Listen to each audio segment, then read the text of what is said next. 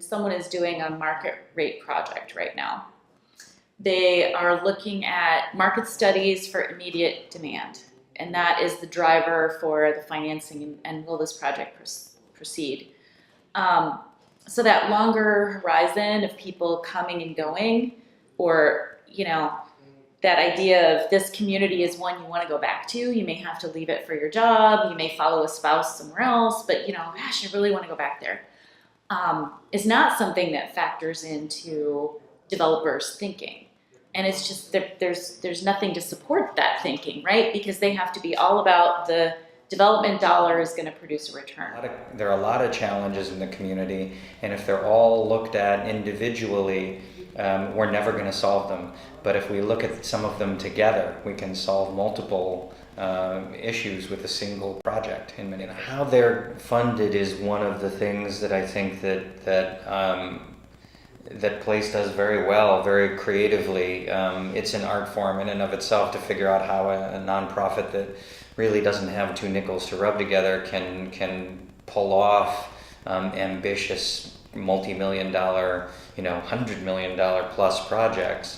That one of the things that we see happening, particularly in communities of color, is that they are after 2009, after 2008.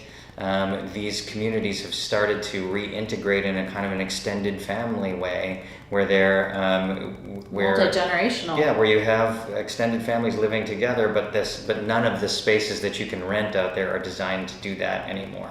We'd like to be able to design some spaces that have the flexibility, so that if your family composition changes in some way, you don't have to move out of your community, so that people can stay rooted, develop meaningful relationships with other people around them in their community, and then keep those relationships if they want to forever. So that as their needs change, they're a single person. They get married, they have children. Those children move out. Then maybe an aging parent comes to live with them, and maybe they themselves need some additional help in their elder years. That all of those things are possible while remaining in their community. And what we hear a lot, we're approached a lot, especially with the current development in St. Louis Park, by people in their 50s and 60s who are wanting to downsize from a single family home and live in a more vibrant community where things are going on, but they don't want to go live with all seniors. They really want that multi-generational experience. And so whether they're willing to come and rent, some of them are, or buy, yes, they're downsizing, but they're maybe not downsizing all the way to a studio, I'll say yet, right? So we've tried to build in a variety of different options. So what we're experimenting with is, can we create a market product, so to speak, that accommodates those needs, where it doesn't have the regulatory requirements, and then see if we build it, will they come? So to do that experiment in a smaller way in one of our upcoming developments, and see if there's a marketplace for that, because we think there is. We also just went through a condo market study where the question was asked, will the studios, which are lovely studio apartments sized, will they sell? I think that people are going to find that yes, they will sell. We have again, seniors who don't want all that extra space, whether they're singles or couples who still want to buy, because they come from generations where they feel like they're not there yet if they're not owning instead of renting, and they want that security. So that's something that the marketplace is not really producing much of. There's lots of studio 1 and 2 bedroom apartments being produced, right, and not enough 3 and 4 bedroom apartments being produced for families. And at the same time, you don't have condos being produced really for the senior market. And you're saying that's a different way of thinking about how things are made, not single purpose anymore, that I think is a really important modeling effort that Place wants to do, is to show that the more we mix these uses together, the more we improve people's lives and the lives of their communities, because people don't always have to get in a car to get where they want to be. They can already be where they want to be. but also segregation.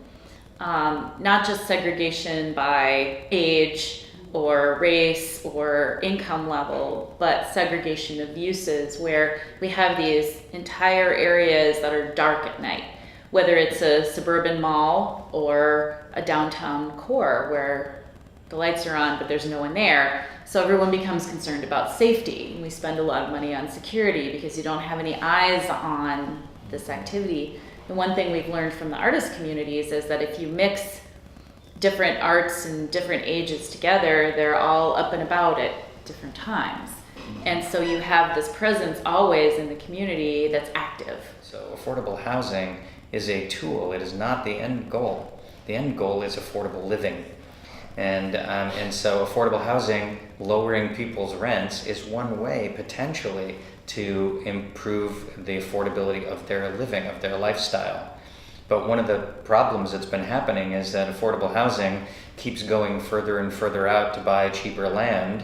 And so for a recent study from the Economic Policy Institute indicated that for every dollar we were spending on affordable housing, we were adding 78 cents in transportation costs. When we talk about affordable living, we're saying, yes, lowering rents is one way of doing that, but we want to be comprehensive in our approach to this. We want to lower people's transportation costs. We want to lower their energy costs. We want to lower their cost for food and allow them maybe even to grow their own food right on site and up on the rooftops and things like that. And then ultimately create jobs and opportunities for them to create their own small businesses right on site so that they don't have to lose time in their commute and pay for parking at another location. And when you add all those things together, it multiplies the impact many times over from what you would get from simply using the tool of affordable housing. One of the great advantages to institutions of higher learning is that they take a much longer time horizon than other groups that you might want to work with. They think very long term. And they're also concerned, and I think this has been the way that they have evolved over the last 100 years, 200 years, depending on how old the institution is that they were built a little bit in isolation.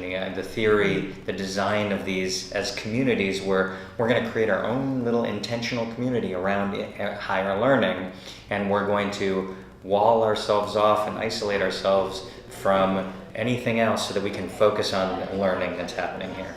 And I think that now that they see communities growing up around them and they still feel isolated from those communities, they suffer from that isolation, and the communities will look at them sometimes with mistrust and perhaps even irritation as they grow. They gobble up Expansion. land willy-nilly, sometimes without a lot of community process. And so I think that a lot of them have come to place and said, can you create projects that will integrate us more fully into the community?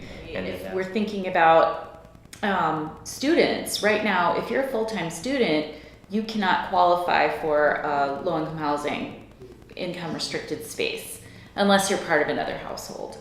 But what if we had an inexpensive market product that we could have the student come into, they become part of that community, then they maybe leave and get their job somewhere out of state, but then they decide to have a family and there's a great school district there and so they want to move back. And how do we create a community that accommodates all of those different functions through your life?